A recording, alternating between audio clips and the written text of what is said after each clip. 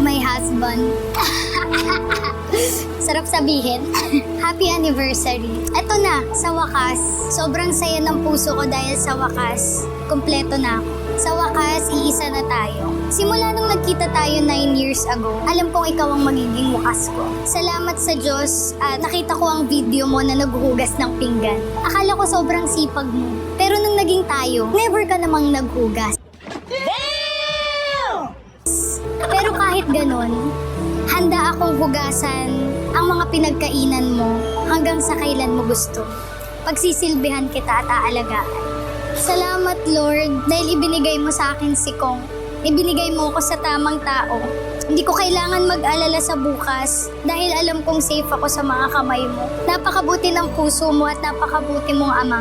Wala na akong hihilingin. Pangako mahal na nandito lang ako sa tabi mo. Pangako na mamahalin ka at pagsisilbihan. Pangako magiging isang mabuting ina sa ating mga magiging anak. Kung dati sabi mo sa akin, kumuha muna ako ng valid ID bago mo ako pakasalan. Ngayon, buong buo kong ibibigay sa'yo ang nag-iisa kong valid ID. Ang ganda nun. Ganda na. Nice.